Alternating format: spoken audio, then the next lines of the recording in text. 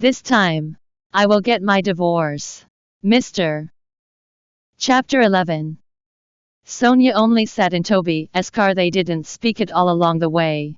Soon, they arrived at the Fullers' old mansion. Rose Fuller lived in the suburbs. She loved the quietness, she was often meditating and praying. And only a few women waited on her side. From afar, Sonia could hear the old lady's coughs. Rose's face was pale, and she didn't seem to be in good health. At first, she said coldly to Toby, "Go and stand by the door."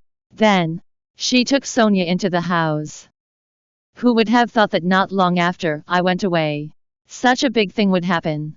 Sonia, you are too impulsive this time round. Sonia knew that the old lady was talking about her divorce from Toby. Slowly stepping forward, she held the old lady as usually cold hand and smiled slightly. "Old Mistress Fuller, you should be happy for me. I can finally be myself. Right?" The old lady glanced at Toby, who was outside, with a slight complaint in her eyes, and turned around while looking a little sad. "Toby, that foolish child. How could he let such a good wife like you go? And now, you even addressed me as old Mistress Fuller." Sonia was startled, and she could feel tears filling up her eyes. "Grandma." Rose patted the back of Sonia's hand. "Sonia, I can bear witness to your feelings for Toby these years. Can you really let go?" "I have no choice but to let go, Grandma." Sonia felt bitterness in her heart. "So what if I couldn't let go? Enough is enough." The old lady hugged her and gently patted her back to comfort her. "I won't blame you for divorcing Toby. I knew this day would come sooner or later. It is Toby who does not have the luck to be with you." Sonia leaned quietly in Rose's arms. In the past few years in the Fuller family, Rose was the only one who ever showed kindness to her. Jean and Tyler both didn't dare to mess around with her when Rose was around, and they always had to be cautious around her. So Sonia had long regarded Rose as her family. Sonia didn't regret the divorce, but it was a pity that she couldn't do her filial duty by her side. "Sonia, I watched Toby grow up, and I understand his personality. If one day he wants you back, will you come back to him?" The old lady was reluctant to let such a good granddaughter-in-law go, and she naturally hoped that the two would be together in the future.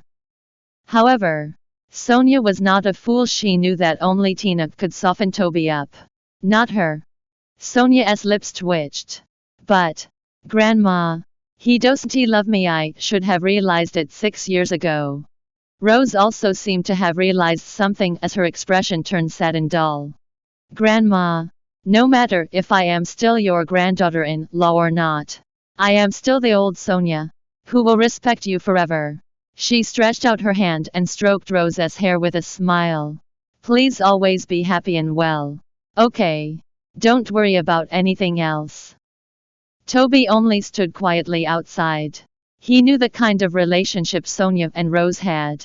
Although he had never loved Sonia all these years, he couldn't deny the fact that Sonia treated the old lady very well, no worse than her own children, should they have any.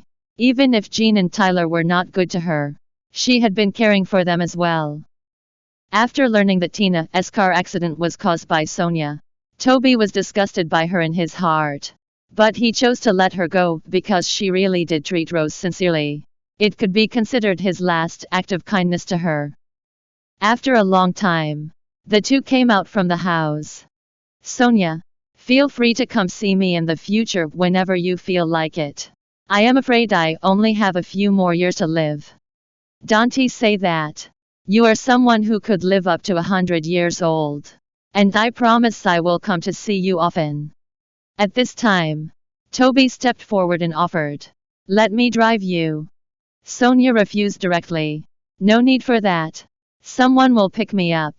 Turning around, she walked toward the black Maybach that had already arrived.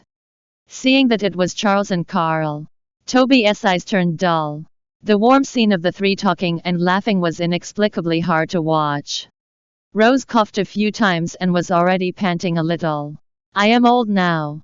And I can't meddle in your affairs anymore. But Toby, I hope you don't regret it one day. Rose, who had always doted on him, was already extremely disappointed in him and didn't want to look at him anymore. With that, she went back into the house with the help of the servant. Toby stood alone at the door while his expression turned cold again. Regret? Never.